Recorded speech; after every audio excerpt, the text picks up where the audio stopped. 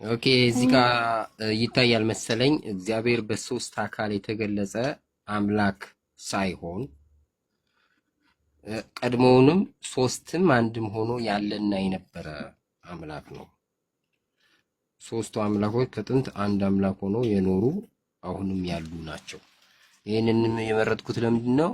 በሶስት አካል የተገለጸ የሚለው ከጊዜ በኋላ የተገለጸ ስለሚያስመስል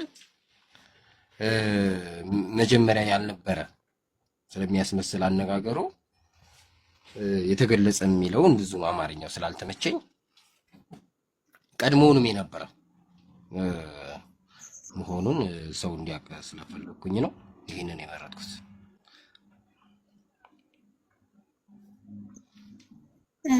ችግር የለውም። አሁን ማለት አዎ ይሰማኛል። የኔ ድምጽ ይሰማል? አዎ ይሰማል። እሺ እውነተኛው በችግር የለውም ርዕሱና በዚህ በስላሴ ላይ በተለይ እኔ ብዙ ቦታ ጠይቄያለሁ። ግራ ነው የሚገባኝ እኔ ሲያስረዱኝና ከሆነ በማስረጃ ብታስረዳኝ ደስ ይለኛል እና ካለህም ከእውቀት አንጻር እንዴት እንደምታምኑበትና እንዴት እንደምትረዱትም ጭምር ቀስ ብለህ ተረጋግተህ አስረዳኝ።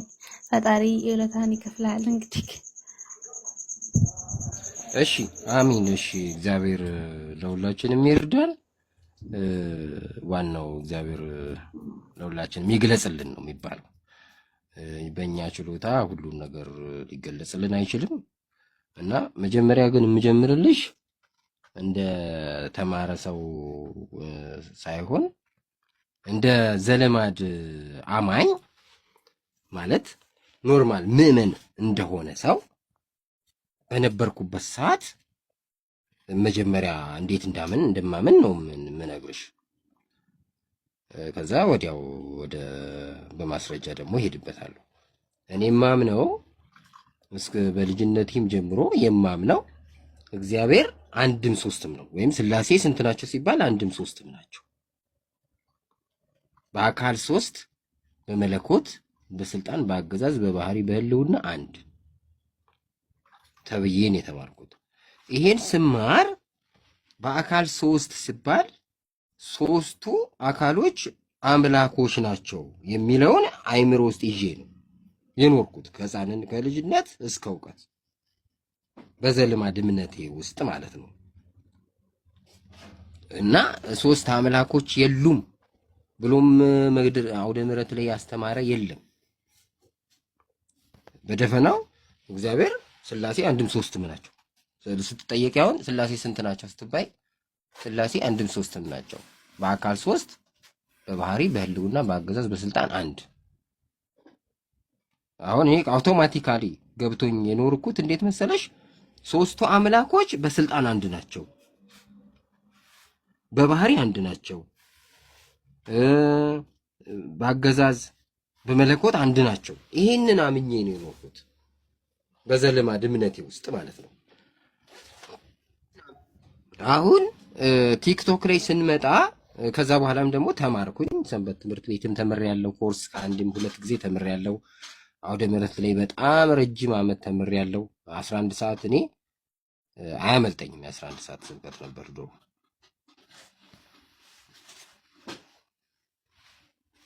እና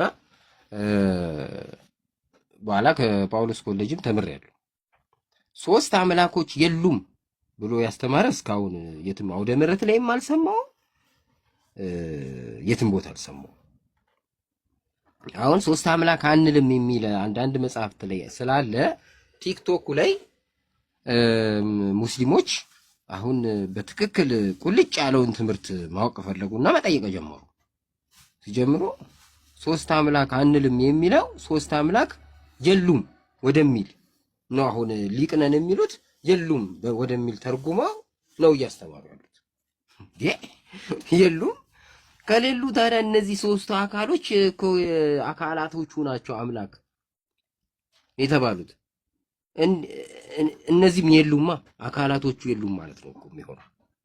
ምክንያቶቹም እነዚህ አካላት ናቸው አምላክ የተባሉት። ያለ አካል አምላክ የተባለ የለም። ምናብ አይደለም አምላክ እያልን ያለ ነው፣ አካል ነው። ከዚህ ከአብ አካል መለኮታዊ ቃል ይወጣል ብለን ነው የምናምነው። መለኮታዊ ቃል ሲወጣ ያ መለኮታዊ ቃል ስራ ይሰራል ነው። ከወልድም ይሄ ቃል ሲወጣ ሁሉን ማድረግ ይችላል። ከመንፈስ ቅዱስም ይሄ ቃል ሲወጣ ሁሉን የማድረግ አቅምና ችሎታ አለው ነው። አሁን ሶስት አምላክ የለም ስትይ ሶስት አካል የለም ወደሚል ነው የሚመጣው አውቶማቲካሊ። እና ሶስት አምላክ አንልም የሚለውን ነገር እኔ እስካሁን ማቀው አንድ አምላክ መሆናቸውንም እናምናለን ነው። ምክንያቱም በስልጣን አንድ ስለሆኑ፣ በባህሪ በህልውና አንድ ስለሆኑ አንድ አምላክ መሆናቸውን ግን እናምናለን። ስለዚህ አምላካችን እግዚአብሔር ሆይ ብለን እንጸልያለን። ሶስቱን አንድ አድርገን ማለት ነው። ለየብቻ መጸለይ እንችላለን። እግዚአብሔር አምላኬ እግዚአብሔር አብ ሆይ ብለሽ መጸለይ ትችላለሽ። እግዚአብሔር ወልድ ሆይ ብለሽ መጸለይ ትችላለሽ። እግዚአብሔር መንፈስ ቅዱስ ሆይ ብለሽ መጸለይ ትችላለሽ። ይህንን የሚከለክል የቤተክርስቲያን ትምህርት የለም። እና አሁን ቲክቶክ ላይ ሲመጣ ሶስት አምላኮች አንልም የሚለውን ሶስት አምላኮች የሉም ወደሚል አመጡት። የሉም ከሆነ ቀጥታውኑ ክደት ነው የሚሆነው ለኔ። በየትኛው በመጽሐፍ ቅዱስም ማስረጃ ቢመጡ በየትኛውም ቢመጡ ክደት ነው የሚሆነው።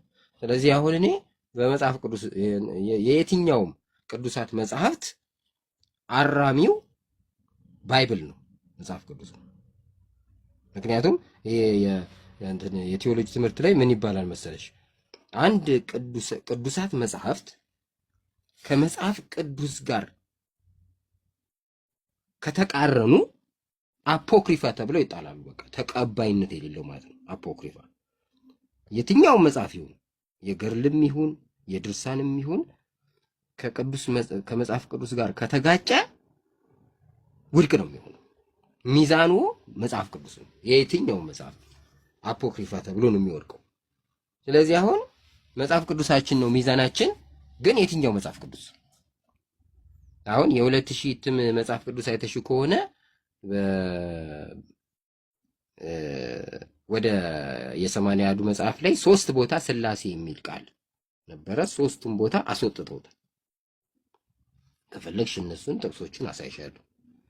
ሥላሴ የሚለውን ቃል ለምን አስወጡት? አንድ በ2000 ዘመን ያሉ ሊቃውንቶች እነሱ የማውጣት ብቃት ማን ሰጣቸው? የቀድሞ አባቶቻችን የጻፉትን እነሱ ማን ናቸው ሥላሴ የሚውለውን ቃል ያስወጡት? ለምንስ አስወጡት? ከዛ ደግሞ አሁንስ ለምን ሶስት አምላኮች የሉም አሉ? ስትመረምሪው የሆነ ነገር አለ። ከዛስ ይሄ አይደለም ደግሞ የከፋው። ምሳሌ 8:22 አሁን እንግዲህ ወደ ማስረጃ እየሄድን ነው።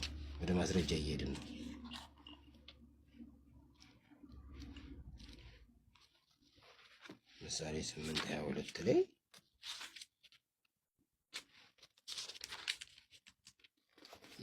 እንደዚህ ነው እግዚአብሔር የመንገዱ መጀመሪያ አደረገኝ ነው የሚለው።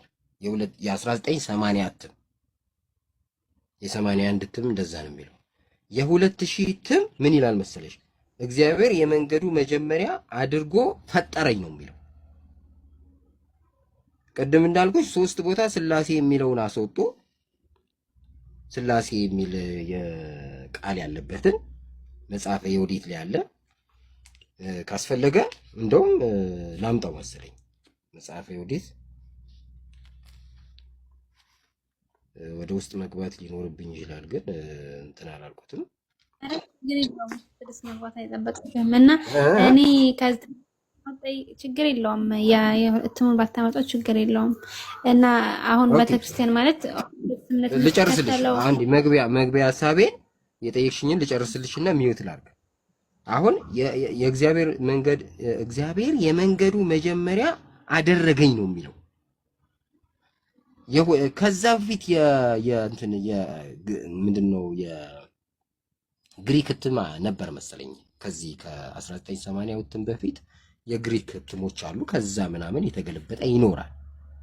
አሁን ያን እትም 2000 ላይ የዛን የግሪኩን አምጥተው የመንገዱ መጀመሪያ አድርጎ ፈጠረኝ የሚለውን በ2000 አተሙት። የ2000 እትም ላይ ግን ለምንድን ነው መጀመሪያ እግዚአብሔር የመንገዱ መጀመሪያ አደረገኝ ተብሎ እዚህ ጋር የተጻፈው?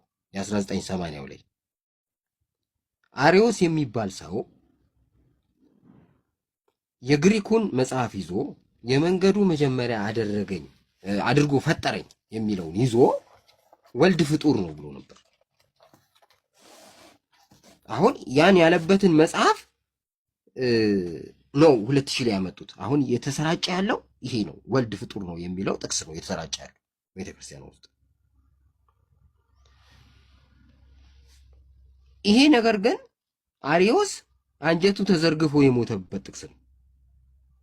ለምን ተጽፏል፣ ስለዚህ ፍጡር ነው አለ። ፍጡር አይደለም ብለው ተከራከሩ፣ ሳላዝረምዝምብሽ። ከዛ በኋላ ምንድን የሆነው?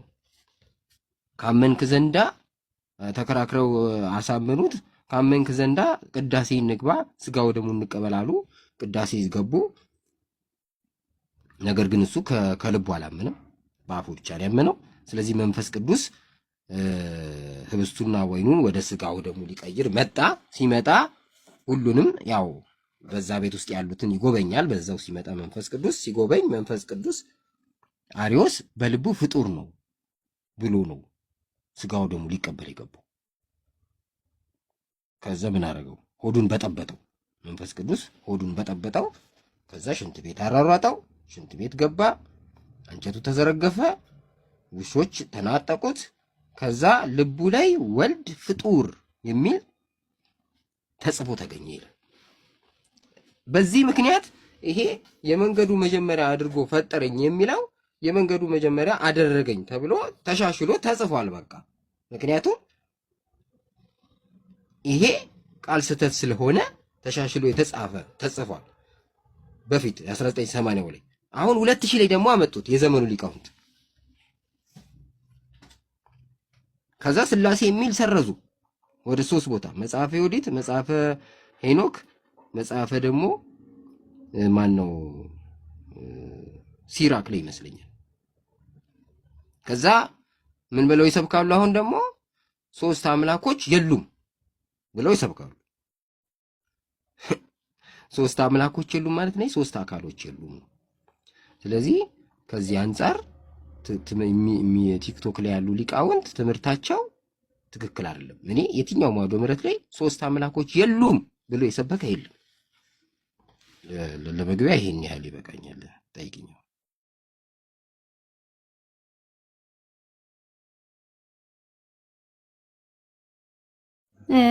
ያው ማለት እንዳልከው ከዚህ በፊትም ስጠይቅ 3 አይባልም በአንድነት ነው የሚጠሩት ነበር የሚባለውና ለማንኛውም ጥሩ ነው አገላለጽህም ገብቶኛል። እኔ ማለት አንድ አይባልም 2 ነው። ሁለትም ማለት ሁለቶችን በአንድ ለመጥራት አንድም 3ም ነው። 3 እንደውም አይባልም በአንድነት ነው። ግራ ያጋባ ነበር ይሄ መልስና ጥሩ መልስ ነው ያገኘሁት። እና እንዴት የአንድነታቸውና እኩልነታቸውን ደግሞ እንድታስረዳኝ ይፈልጋለሁ። በምን አንድ እንደሚሆን ይቅርታ፣ በምን አንድ እንደሚሆኑ ማለት ነው። 3ቶቹ ምንድነው አንድ የሚያደርጋቸው ነገሮች? እስኪ እሺ፣ ምን መሰለሽ ድምጽ አለ አንቺ ጋር መሰለኝ። ስላሴ በስልጣን በባህሪ በህልውና በአገዛዝ አንድ ናቸው ነው የሚባለው። ይሄ አንድ ናቸው የሚለው ነገር 3ቱ አካላት ተጨፍልቀው እንደዚህ አንድ ላይ አንድ ሆኑ አይነት ነገር አይደለም። አሁን 3ቱ በስልጣን አንድ ናቸው ማለት እኩል ስልጣን አላቸው ማለት ነው። አንድ በስልጣን አንድ ናቸው ስትይ እኩል ስልጣን አላቸው ማለት ነው። በባህሪ አንድ ናቸው ስትይ በባህሪ እኩል ስልጣን አላቸው ማለት ነው። ከዛ ሌላ ደግሞ አንድ ናቸው ስትይ አንድነት አላቸው፣ በአንድነት የሚሰሩ ናቸው እንደማለትም ነው። አሁን ይሄንን በምን ታውቂያለሽ መሰለሽ? የኩነት ሶስትነት የሚባል አለ ሚስጥር ስላሴ ውስጥ የኩነት ሶስትነት አለ። የግብር ሶስትነት ከሚባለው አሁን ለምሳሌ አብ ወላዲ ነው፣ አባት ነው። ወላጅነቱ ለማን ነው? ለወልድ ነው። ወልድን ቢወልድ እንጂ እንደ ወልድ አይወለድም፣ እንደ መንፈስ ቅዱስ አይሰርጽም። ኩነት ሶስትነት ጋር ስትመጪ ግን እንዲህ አይደለም። አብ ልብ ነው ይላል። የማን ልብ? የራሱም ልብ ነው። የወልድም ልብ ነው። የመንፈስ ቅዱስም ልብ ነው። አሁን ተመልከች እዚህ ጋር አሁን አንዱ አብ ሁለቱ ውስጥ አለ፣ በልብነት አለ ማለት ነው። ስለዚህ ያስቡበታል። በአብ ልብነት ሁለቱ ያስባሉ። የሶስቱም አይምሮ አብ ነው። አብ አይምሮ ሲሆን ለራሱም ያስብበታል። ወልድና መንፈስ ቅዱስም በአይምሮነት በውስጣቸው ስላለ ያስቡበታል። ስለዚህ ሶስቱም በአንድ የአምላክ ልብ ስለሚያስቡ አንድ አምላክ ናቸው።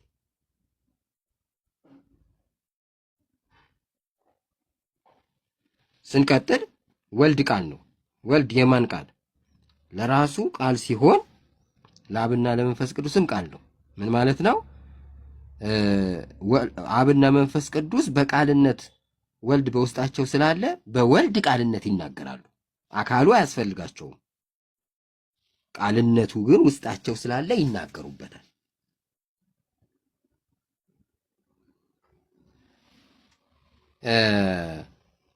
ወልድ ሲናገር አብ በልብነት በውስጡ ስላለ በአብ ልብነት አስቦ በወልድ ቃልነት ይናገራል። በራሱ ቃልነት በመንፈስ ቅዱስ ትንፋስነት ያው ሆኖ እየኖረ መንፈስ ቅዱስም በአብ ልብነት ያሰበ በወልድ ቃልነት እየተናገረ በመንፈስ ቅዱስ በሕይወትነቱ ያው ሆኖ ይኖራል።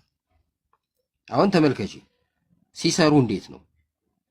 በአብ ልብነት ያስባሉ። ሶስቱም ልባቸው አንድ አብ ነው። አንድ ልብ አላቸው።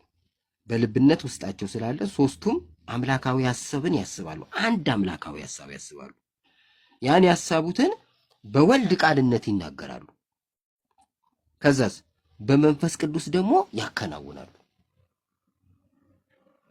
ተመልከሽ አንድነት፣ የሶስቱ በአንድነት እንዴት እንደሚሰሩ ተመልከሽ። ይሄ አንድነታቸው አንድ አምላክ አሰኝቷቸዋል። አንድ ልብ ስላላቸው አንድ አምላክ አሰኝቷቸዋል። አንድ ቃል ስላላቸው አንድ አምላክ አሰኝቷቸዋል። አንድ ሕይወት ስላላቸው አንድ አምላክ አሰኝቷቸዋል። አንዱ የአምላክ ልብ በሶስቱም ውስጥ ስላለ ማለትም አብ ልብ ሲሆን ወልድና መንፈስ ቅዱስ ውስጥ ስላለ አብ ወልድና መንፈስ ቅዱስን መብለጥ አይችልም። ምክንያቱም እሱ የሚያስበውን እነሱም ኦልሬዲ ያስበውታል። ስለዚህ አብ በስልጣን ወልድና መንፈስ ቅዱስን ሊበልጥ አይችልም። ምክንያቱም የአምላክ ልብ ሶስቱም ውስጥ አለ። አብ ልብነቱ የአምላክ ልብ ይሁን እንጂ የራሱ ልብ ብቻ አይደለም፣ የወልድና የመንፈስ ቅዱስም ነው። ስለዚህ አብ የሚያስበው በሙሉ ወልድና መንፈስ ቅዱስ ስለሚያስቡት አብ ሊበልጣቸው አይችልም። ስለዚህ መበላለጥ ራሱ በስልጣን አንድ እኩል መሆን በስልጣን እኩል መሆን ሊኖር የቻለው ምንድን ነው? አንዱ የአምላክ ልብ ሶስቱም ውስጥ ስላለ ሶስቱም በቅጽበት አንድ ነገር ስለሚያስቡ።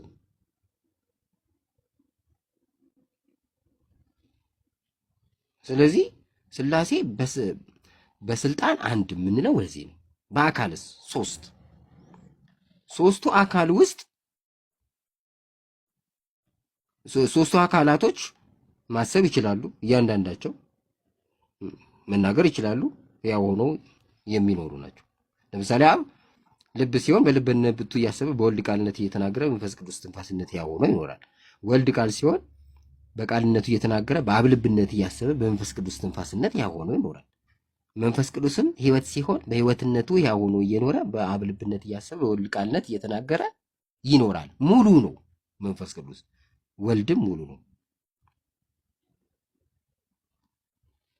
ስለዚህ አምላክ የሆኑትም ሙሉ ስለሆኑ እያንዳንዳቸው ሙሉ ስልጣን አላቸው። የአምላክ ማንነት አላቸው። አንዱ ባህሪ ሶስቱም ውስጥ አለ። ምን ማለት ነው? ባህሪ ከምንለው አንዱ የአምላክ ባህሪ ምንድነው? ማሰብ፣ አምላካዊ ሐሳብን ማሰብ። ይሄ አምላክ ባህሪ ነው። እኔና አንቺ የአምላካዊ ሐሳብን ማሰብ አንችልም። የምናስበው ነገር ሁሉ አይሆንልንም። ፈጣሪ ግን ያሰበው ሁሉ ይሆንለታል። ይሄ አምላካዊ ሐሳብ ማሰብ የሚችሉት ሥላሴ ብቻ ናቸው። ስለዚህ አብም አምላካዊ ሐሳብ ያስባል፣ ወልድም አምላካዊ ሐሳብ ያስባል፣ መንፈስ ቅዱስም እንዲሁ። የሐሳብ ግን አንድ ነው፣ በአንድ ልብ የታሰበ ነው። ስለዚህ ሊበላለጡ አይችሉም። እና ምንድነው በስልጣን እኩል ያደረጋቸው አንድ የአምላክ ልብ ስላላቸው። አንድ የአምላክ ልብ በሶስቱም ውስጥ አለ። ስለዚህ አብ ወልድን ሊበልጠው አይችልም፣ መንፈስ ቅዱስም እንዲሁ ወልድን ወይም ሊበልጠው አይችልም፣ ወይም ከአብ ሊያንስ አይችልም። እንደውም ቤተክርስቲያን ቅዳሴ ማርያም ላይ ይላል አብ አባት በመሆን ወልድን አያዘውም ይላል። ወልድም ልጅ በመሆን አያንስም፣ መንፈስ ቅዱስም ትክክል ነው ይላል። በፍጥረት ስርዓት አብርሃም እንደሚቀድም ከዛ በኋላ ደግሞ ይስሐቅ እንደሚከተል ከዛ ደግሞ ያዕቆብ እንደሚመጣ በአብና በወልድ በመንፈስ ቅዱስ መካከል መቀዳደም የለም። አሁን ወልድ የአብ ልጅ ነው፣ መንፈስ ቅዱስ ከአብ የወጣ ሕይወት ነው ስንል አብ መጀመሪያ ኖሮ እነሱን ያስገኘ አይደለም። መቀዳደም የለም። መቀዳደም አለመኖሩን የምታውቂበት አንዱ ነገር ምንድነው? ይሄ ኩነት ሶስትነት ነው። አብ ልብ ሲሆን ወልድ እና መንፈስ ቅዱስ በቃልነትና በሕይወትነት ከሱ ወጥተዋል ይባላል። ግን ሲወጡ አብ ሳይቀድማቸው ነው የወጡት ወይም የተገኙት። ምክንያቱም አብ በነበረበት ሰዓት የአብ ቃሉና የአብ እስትንፋሱ አብረው ነበሩ። የአብ ቃሉ የአብ እስትንፋሱ አብን ሊቀድመው አይችልም። ምን ማለት ነው? የአንቺ ቃል የአንቺ እስትንፋስ አንቺን ቀድሞ ሊኖር አይችልም፣ ወይም ከአንቺ በኋላ ሊመጣ አይችልም። አንቺ በነበርሽበት ሰዓት የአንቺ ቃልና እስትንፋስ አብሮሽ ነበር አይደል? ስለዚህ የአብ ቃሉ ወይም ልጁ ወልድ አብ በነበረበት ሰዓት ነበር። የአብ እስትንፋሱ መንፈስ ቅዱስ አብ በነበረበት ሰዓት ነበር። ከአብ ስለተወለደ ወልድ ከአብ ወጣ ስለተባለ መንፈስ ቅዱስ እሱ የሚቀድማቸው ነገር የለም። ይሄ ኩነት ሶስትነት ከፍተኛ የሆነ ሚስጥሩን ቁልጭ አድርጎ ነው የሚያስረዳሽ። ስለዚህ ሶስት አምላኮች አሉ በአካል ስላላቸው አካላቸው አምላክ ስለሆነ ባህሪያቸው ግን አንድ ስለሆነ አንድ አምላክ ይባላል። ያ ባህሪ ምንድን ነው? አምላካዊ ሐሳብ ማሰብ፣ አምላካዊ ቃል መናገር፣ አምላካዊ ዘላለማዊነት ማለት የዘላለም ሕይወት ነው ያላቸው። እሺ አሁን ቀጥይ። በቃ ኦልሞስት ሐሳቤን ጨርሻለሁ። ሌላ ያልገባሽ ነገር ወይም ኮምፕሌክስ የሆነብሽ ነገር እስቲ ጠይቅኝ። አካል ስንል አሁን ሶስት አካሎች ስንል ምን ማለታችን ነው? ማለት ሶስቶችን ፈጣሪ ናቸው ብለናል። አካላቸው ፊዚካሊ ነው እንዴት ነው? እስኪ አዋ ታዲያስ ፊዚካሊ እኮ ነው። ፊዚካል መኖሩን የምናውቀው ፊዚካል ለሌለው ነገር ስም አይሰጥም። አካል ለሌለው ነገር ስም አይሰጥም። አሁን ከሁሉም ነገሮች ረቂቅ የሆነ እግዚአብሔር ነው። እንግዲህ ከማንኛውም ነገሮች በሙሉ ረቂቅ የሆነው እግዚአብሔር ነው። እግዚአብሔር አካል እንዳለው ደግሞ እጆቼ ሰማያትን ሰርተዋል፣ እናንተ የእጆቼ ስራ ናችሁ፣ ሰማይ ዙፋኔ ምድር የእግሬ መረገጫ ናት፣ የምትሰሩልኝ ቤት ምን አይነት ነው? የእግዚአብሔር ዓይኖች ወደ ጻድቃን ልመናዎቹም ወደ ጆሮቹም ወደ ልመናዎቹ ናቸው። ሰውን በመልካችን እንደ ምሳሌያችን አድርገን እንፍጠር ያለ አምላክ ነው። ስለዚህ እንደው መልኩ ራሱ ማን እንደሚመስል የነገረን አምላክ ነው። እኔን ይመስላል ሰው በእኔ መልክ ፈጠርኩት ብሎ የነገረን ስለሆነ ለዛ ነው በሶስት ሥላሴ በሰው ምስል የምንስለው የሚሳለው። በአብርሃም ቤትም ሶስት ሰው ሆኖ መጣ። የመጣው እግዚአብሔር ተብሎ ነው የተገለጸው። በቅዱሳን ገድላት ላይም የአቡነ ገርላምበሽ ከሆነ 3 ሽማግሌዎች ሆነው እግዚአብሔር ተገልጾለታል። ለአቡነ ገብረ መንፈስ ቅዱስ ተገልጿል። አቡነ ገብረ መንፈስ ቅዱስ እነዛ 3 ሽማግሌዎች ደካማ ሆን መስለው የመጡትን በተራ በተራ ከመንገድ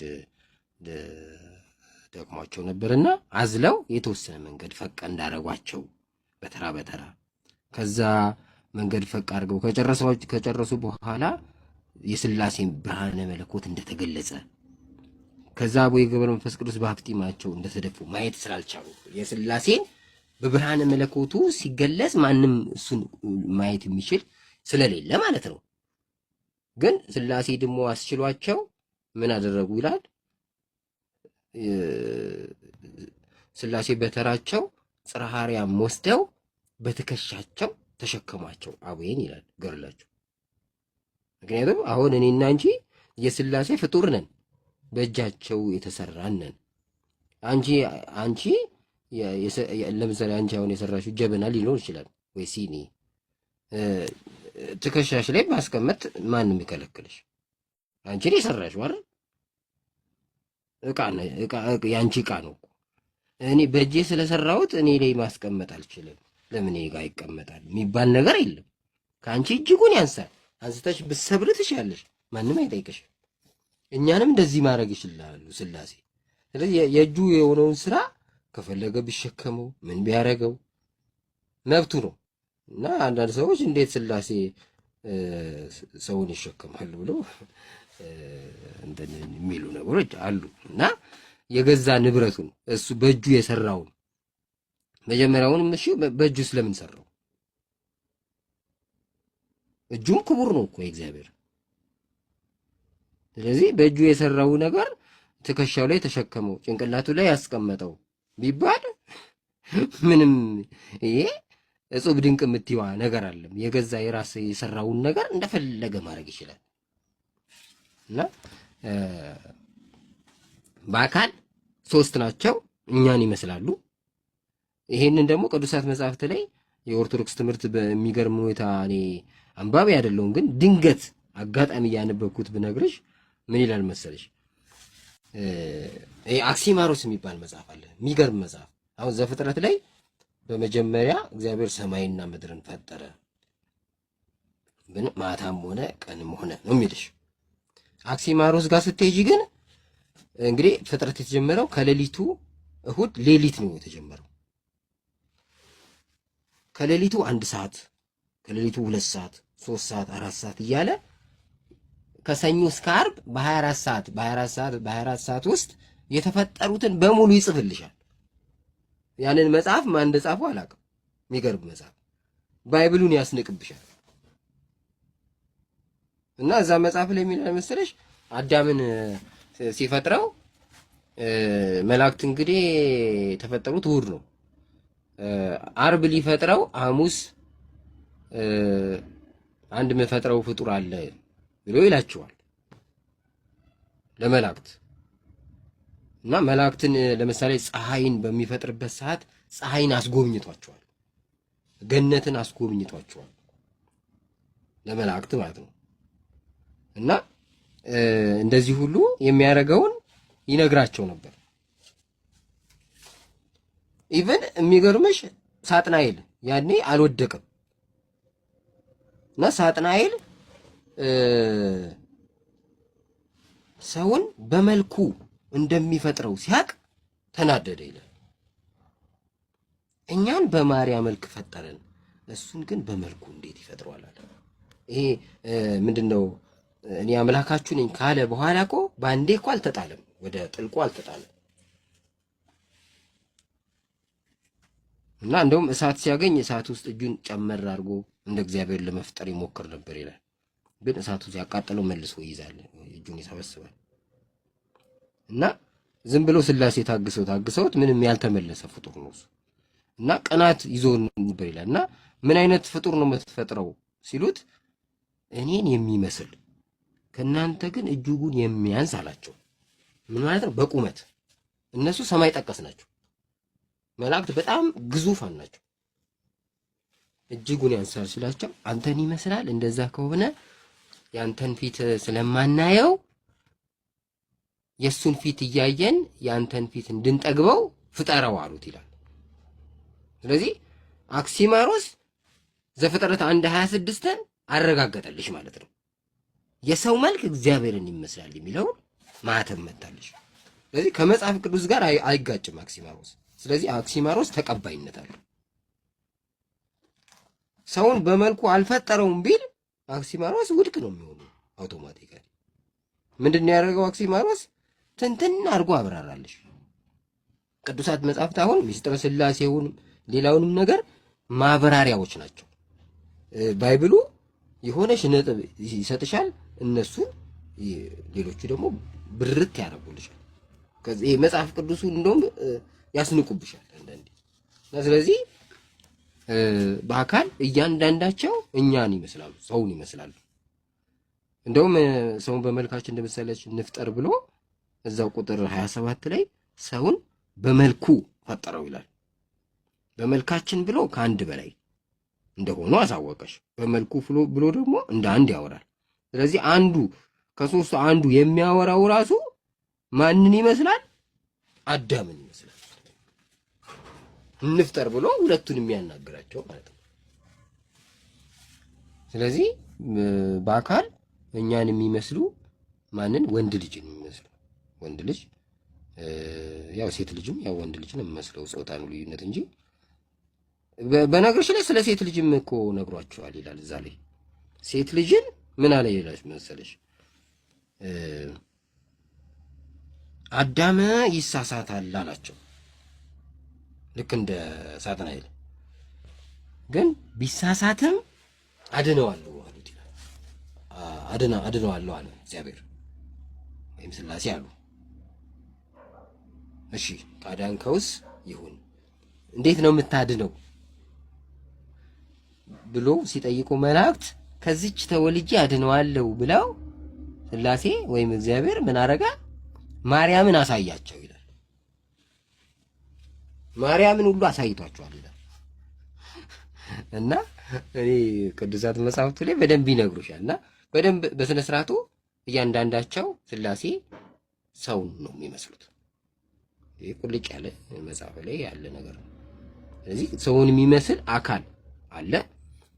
ይሄ አካል ከዚህ አካል አምላካዊ ቃል ይወጣል ካልሽ ሁሉን ማድረግ የሚችል ስለዚህ ሶስት አምላኮች አሉ።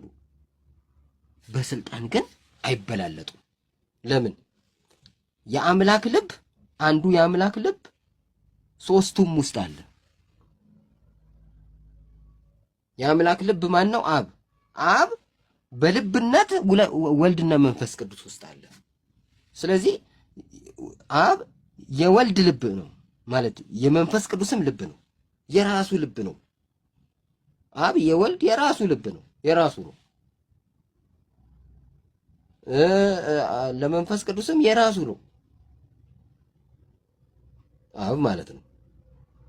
ልቡ ነው፣ ማሰቢያው ነው ማለት ነው። ስለዚህ የማይበላለጡት ለዛ ነው። ሶስቱም በቅጽበት አንድ አምላካዊ ሐሳብ ስለሚያስቡ አንድ የአምላክ ልብ ስላላቸው በአንድነት ደግሞ ስለሚሰሩ በአብ ይታሰባል፣ በወልድ ቃልነት ይነገራል፣ በመንፈስ ቅዱስ ይከወናል። መንፈስ ቅዱስ አከናዋኝ መሆኑን የምታውቂው በምንድን ነው? አይተሽ ከሆነ ቅዱሳት መጽሐፍት ላይ ኢየሱስ ከሄደ በኋላ በሐዋርያት ላይ አድሮ ወንጌል የሰበከ እሱ ነው።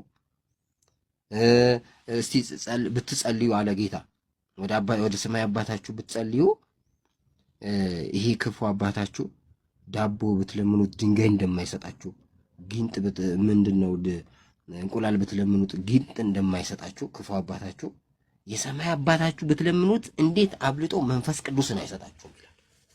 ስለዚህ መንፈስ ቅዱስ በፍጥረት ላይ ሁሉ አድሮ ስራ የሚሰራ ነው። በአብ የታሰበው በወልድ ይነገራል፣ በመንፈስ ቅዱስ ይከናወናል። ይሄን ደግሞ ራሱ ኢየሱስ ምን ብሏል? መንፈስ ቅዱስ በመጣ ጊዜ ከራሱ ምንም አይናገርም፣ የሰማውን ይናገራል አለ። ለአብ ያለ ሁሉ የኔ ነው፣ ለኔ ካለኝ ወስዶ ለእናንተ ይነግራችኋል አልኩኛል። ይህን የጠቀስኩልሽ በአንድነት እንዴት እንደሚሰሩ አንድነት ስላላቸው አንድ አምላክ ናቸው። እኩልነት ስላላቸው አንድ አምላክ ናቸው። እኩል ያደረጋቸው ደግሞ አንድ የአምላክ ልብ፣ አንድ የአምላክ ቃል፣ አንድ የአምላክ እስትንፋስ ስላላቸው። ይሄ ግልጽና የሚገባ የሥላሴ ትምህርት ነው እና ወደ ቀጣይ መሄድ እንችላለን።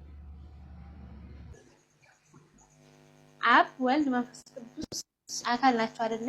የአካል ማለት የሶስቶቹ አካል ስም ነው አይደለ? ስለዚህ የትኛው ነው መለኮቱ? ኦኬ፣ በጣም ጥሩ ጥያቄ ነው የጠየሽው። ይሄ መለኮት የሚለው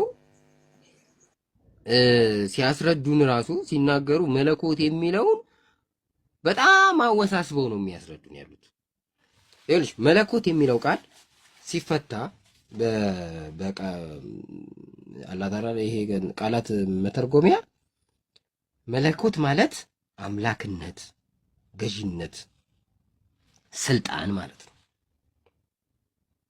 ገባሽ አይደል? አሁን አምላክነት፣ ገዥነት፣ ስልጣን ካልሽ መለኮት ማለት አምላክ እንደማለት ነው ማለት ነው። መለኮት ማለት ገዥነት ማለት ነው፣ ግዛት ማለት ነው፣ ስልጣን ማለት ነው አይደል መለኮት። ስለዚህ ባለስልጣን ወደሚልም ይወስድሻል። ስለዚህ አሁን በመለኮት አንድ ናቸው ስትይ መለኮት ማለት አምላክነት፣ ስልጣን ማለት ስለሆነ በመለኮት አንድ ናቸው ማለት በአምላክነት በስልጣን አንድ ናቸው እያልሽ ነው መልሰሽ። በመለኮት በአገዛዝ በስልጣን አንድ ናቸው ማለት ያው ነው ቃሉ። መለኮት ማለት አገዛዝ፣ መለኮት ማለት ስልጣን ማለት ነው። ስለዚህ መሰለሽ መለኮት የሚለውን ቃል አወሳስበውብን ነው አሁን ግራ የሚያጋቡን አንዱ። መለኮት ማለት ግን ምንም ይሄ እጹብ ድንቅ የሆነ ጋር አድርገሽ እንዳትወስዱ። መለኮት ማለት አምላክ ማለት ነው። ስለዚህ በመለኮት አንድ ናቸው ማለት በአምላክነት አንድ ናቸው ማለት ነው። በስልጣን አንድ ናቸው ማለት ነው። መለኮት ማለት ስልጣን ማለት ስለሆነ በአገዛዝ በስልጣን እኩል ናቸው አይደል የምንለው። በመለኮት አንድ ናቸው ማለት ያ ነው ትርጉሙ። በቃ በመለኮት አንድ ናቸው ማለት በአገዛዝ በስልጣን አንድ ናቸው ማለት ነው። ስለዚህ በመለኮት አንድ ናቸው ማለት በአምላክነት በአገዛዝ አንድ ናቸው ማለት ከሆነ በስልጣን እኩል ናቸው የሚል ትርጉም ይሰጥሻል። በመለኮት አንድ ናቸው ማለት በስልጣን እንዴት እኩል ሊሆኑ ቻሉ? ሶስቱም የአምላክ ልብ ስላላቸው፣ አንድ የአምላክ ልብ ስላላቸው፣ ሶስቱም በቅጽበት አንድ አምላካዊ ሐሳብ ስለሚያስቡ። ለምን? አንድ የአምላክ ልብ ነው ያላቸው። ስትቀጥይ ደግሞ መለኮት ማለት አምላክነት ማለት አይደል? ወይም አምላክ ማለት አይደል? አካላቸው ራሱ ደግሞ አምላክ ነው። ተመልከች፣ አካል አላቸው። ከዚህ አካል ነው አምላካዊ ቃል የሚወጣው፣ አምላካዊ ሐሳብ የሚመነጨው። ስለዚህ ይሄ አካል አምላክ ነው። ስለዚህ በባህሪ አንድ ነው ትያለሽ። ባህሪ የሚባለው አምላክነት፣ አገዛዝ፣ ስልጣን የምትይው ነው ባህሪ። ገዥነት ባህሪ ነው። ስልጣን ባህሪያቸው ነው።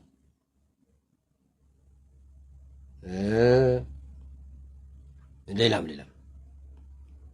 ሁሉን የማወቅ ችሎታ፣ ሁሉን ቻይነት ባህሪያቸው ነው። በባህሪ አንድ ናቸው። ለምን? ይሄ ሁሉን ቻይ ባህሪ የሚመነጨው ከአንድ የአምላክ ልብ ነው። ይሄ የአምላክ ልብ አንድ ነው፣ በሶስቱም ውስጥ አለ። የአምላክ ልብ አብ የወልድና የመንፈስ ቅዱስም ልብ ነው፣ የራሱ ልብ ብቻ አይደለም። ስለዚህ አብ ወልድና መንፈስ ቅዱስን አይበልጥም።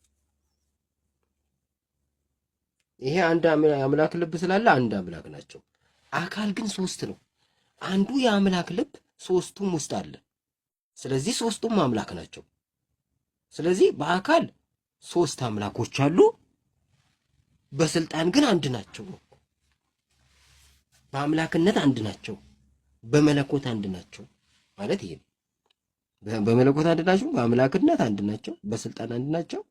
ምን ማለት ነው? እኩል ናቸው ማለት ነው። አንዱ ከአንዱ በአምላክነት አይበላለጥም ማለት ነው። በመለኮት አንድ ናቸው ማለት ነው። ሲያስረዱ መለኮት የሚለውን የሆነ ሌላ ነገር ውስጥ ይፈጥሩትና ከዛ ውስብስብ ያደርጉብሻል። አሁን ወልድ ራሱ መለኮት ነው፣ አብም መለኮት ነው፣ መንፈስ ቅዱስም መለኮት ነው። ምኑ አካሉ መለኮታዊ አካሎች ናቸው። በመለኮት ደግሞ አንድ ናቸው ትያለሽ። መለኮት ማለት ሁሉን የሚፈጥር ማለት ነው አለ። ይሄ የመፍጠር ችሎታ ግን በመፍጠር ችሎታ ግን እኩል ናቸው የተባሉ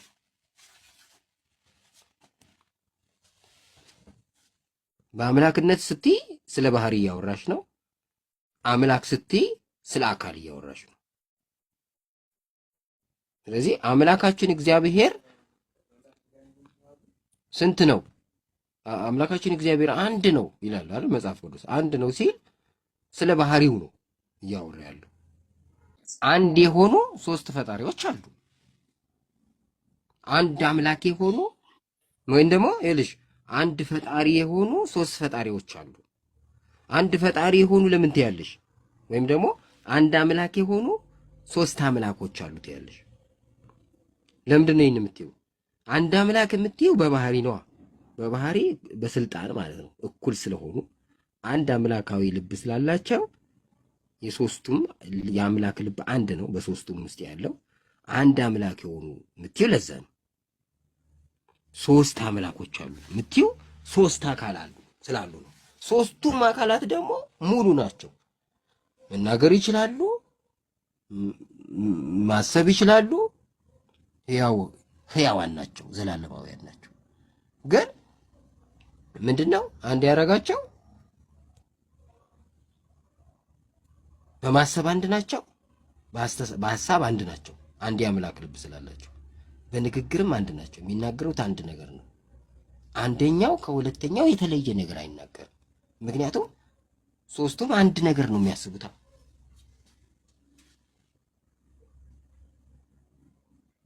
ስለዚህ አንድ አምላክ የሆኑ ስትይ ስለ ባህሪ እያወራሽ ነው። ሶስት አምላኮች አሉ ስትይ ደግሞ ስለ አካላቸው እያወራሽ ነው።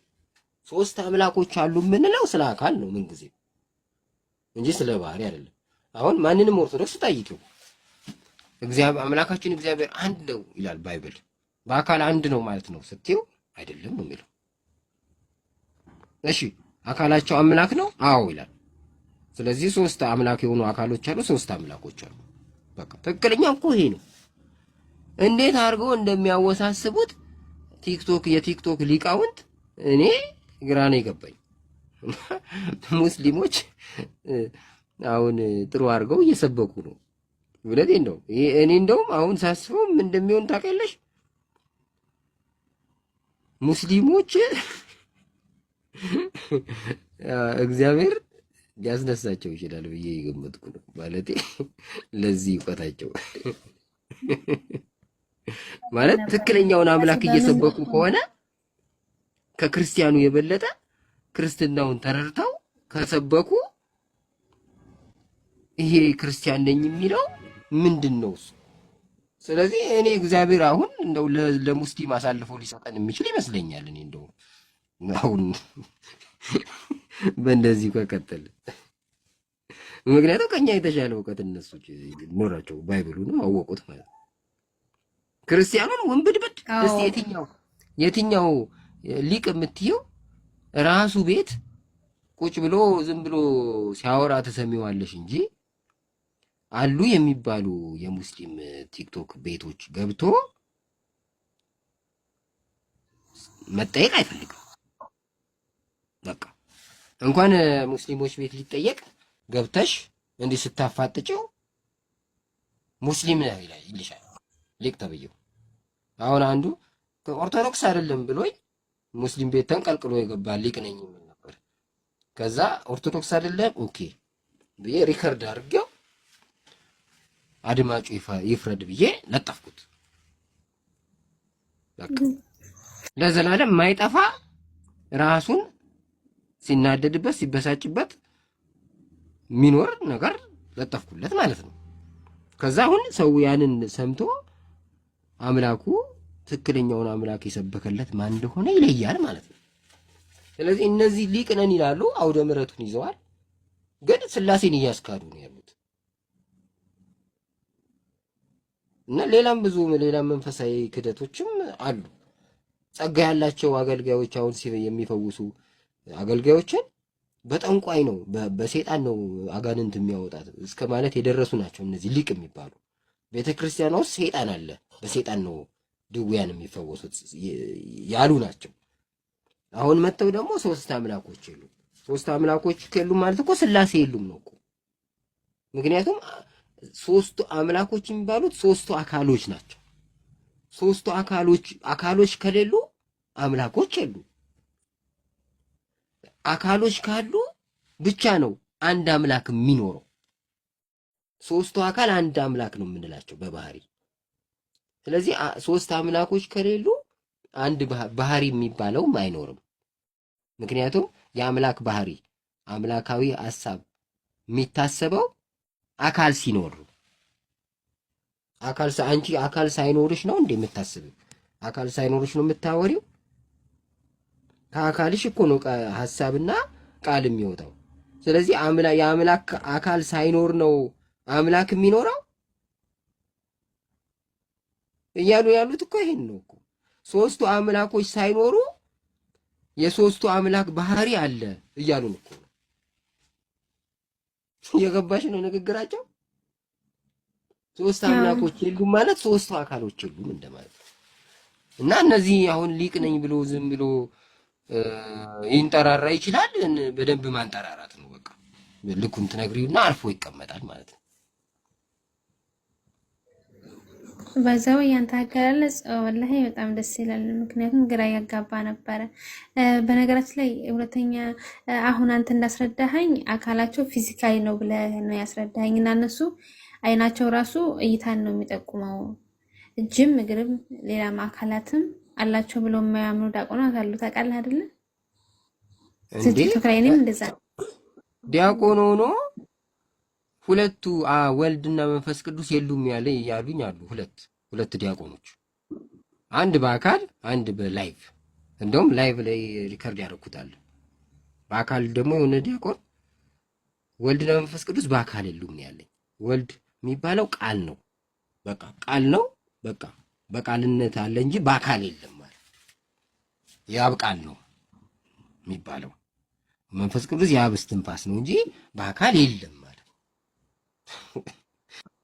ሶስት አካልን ካላመነ እኮ አንድ ኦርቶዶክስ በቃ እኮ ያኔ ተበልቷል። በቃ እሱ ከዛ ኧረ አንተ እንደዚህ ያለ ትምህርት የለም ነው ያለኝ ዲያቆኑ ማለት ነው። እኔም ዛሬ ጠይቄ ነበር እና እንደውም አንተ እንዳልከው ሶስት አካሎቹ ፊዚካሊ ሳይሆኑ በቃ አሁን አንተ እንዳልከው ማለት ነው። አንዱ አካል መንፈስ ቅዱስ ነው፣ ሁለቶቹ ደግሞ አብና ወልድ። እንደዛ አድርጎ ነው ያስረዳኝ። አንዱ አካል መንፈስ ቅዱስ ነው፣ ሁለቶቹ ደግሞ አብና ወልድ ናቸው። ስራውን የሚሰራው በሁለቶቹም ልብ ውስጥ እየተመላለሰ አንደኛው መንፈስ ቅዱስ ነው እያለና በጣም ግራ እየገባኝ ነበረ በዚህ ጉዳይ።